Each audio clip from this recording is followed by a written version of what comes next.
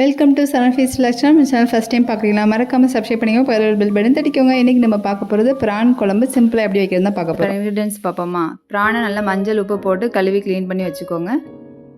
சின்ன வெங்காயம் கருவேப்பிலை கட் பண்ணி வச்சுக்கோங்க. இஞ்சி பூண்டு தேவையான அளவு தக்காளி கொஞ்சோண்டு தேங்காய். நம்ம இன்றைக்கி அரைக்க போகிறது தேங்காய், பெருஞ்சீரகம், கொஞ்சோண்டு கல்பாசி. இது எல்லாமே நான் குழம்புக்கு தகுந்த மாதிரி போட்டிருக்கேன். உங்களுக்கு அதிகமாக வேணும் அதிகமாக போட்டுக்கோங்க. தக்காளி அதோடு சேர்த்து இஞ்சி பூண்டையும் அரைச்சி வச்சுக்கோங்க. நல்லா நைஸாக அரைச்சி வச்சுக்கோங்க. இப்போ பேனை ஹீட் பண்ணிக்கோங்க. நீங்கள் கடலெண்ணெய் நான் யூஸ் பண்ணியிருக்கேன். உங்களுக்கு என்ன எண்ணெய் வேணுமோ அதை யூஸ் பண்ணிக்கோங்க.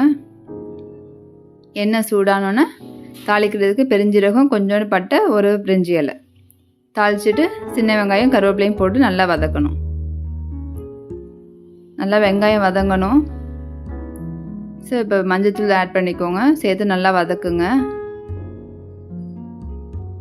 நம்ம ஏன் இந்த எண்ணெயிலே நம்ம மஞ்சத்தூள் மிளகாத்தூள் போடுறோன்னா அப்போ தான் அந்த கலர் கொடுக்கும் நமக்கு கிரேவிக்கு குழம்புக்கு எல்லாத்துக்கும். ஸோ நம்ம தேவையான அளவு காரத்து வந்த மாதிரி மிளகாத்தூள் ஆட் பண்ணிக்கோங்க. அரை ஸ்பூன் கறி மசாலா தூள் ஆட் பண்ணிக்கோங்க. போட்டு நல்லா கரிஞ்சிடாமல் சிவப்பு கலர் நல்லா வதக்கணும். பாருங்கள் என்ன கலர், இந்த கலர் வந்ததுக்கப்புறம் நம்ம ப்ரான் ஆட் பண்ணுங்கள். ப்ரானை சேர்த்து நல்லா வதக்குங்க. ஏன்னா ப்ரானில் உள்ள தண்ணியெலாம் பிரிஞ்சு வரும். ஸோ இப்போதைக்கு தண்ணி ஊற்றாதீங்க. பாருங்கள், நம்ம தண்ணியே ஊற்றலை, ப்ரானில் உள்ள தண்ணியே எவ்வளோது வந்திருக்கு பாருங்கள். ஸோ அதை நல்லா ப்ரானை வதக்குங்க. நம்ம தேவையான அளவு உப்பு போட்டுக்கோங்க. நம்ம அரைச்சி வச்சுருக்க பேஸ்ட்டையும் ஊற்றிக்கோங்க. ஊற்றி நல்லா வதக்குங்க. இப்போதைக்கு தண்ணி ஊற்றாதீங்க, ஆட் பண்ணாதீங்க. நம்ம அரைச்சி வச்சுருக்க பேஸ்ட்டில் உள்ள பச்சை வாசனை நல்லா போகணும். ஸோ கொஞ்சம் ட்ரை ஆகிற அளவுக்கு நல்லா வதக்கிக்கிட்டே இருங்க.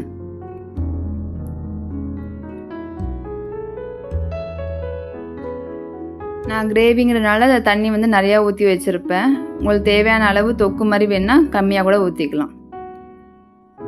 சுற்றி உள்ள மசாலாலாம் நல்லா கிண்டி விட்டுட்டு கொதிச்சதுக்கப்புறம் நல்லா மூடி வச்சுருங்க. ஒரு 15 நிமிஷம் அடுப்பை சிம்மிலே வச்சு இந்த மாதிரி எடுத்திங்கன்னா ஒரு சூப்பரான ப்ரான் குழம்பு ரெடி ஆயிரும். உங்களுக்கு எப்படி திக்காக வேணுமா இல்லை தண்ணியாக வேணுமா அதுக்கு தகுந்த மாதிரி நீங்கள் தண்ணியெல்லாம் ஊற்றிக்கோங்க. ஒரு சிம்பிளான இன்க்ரீடியன்ஸ் வச்சு நம்ம ப்ரான் குழம்பு டேஸ்ட்டாக செஞ்சாச்சு. ஃபைனலாக கொத்தமல்லி இலை போட்டு இறக்கிடலாம். கண்டிப்பாக அந்த ரெசிபியை ட்ரை பண்ணி பார்த்துட்டு எப்படின்னு கமெண்ட் பண்ணுங்கள். மறக்காமல் சன் ஃபீஸ் சப்ஸ்கிரைப் பண்ணிக்கோங்க. தேங்க்யூ.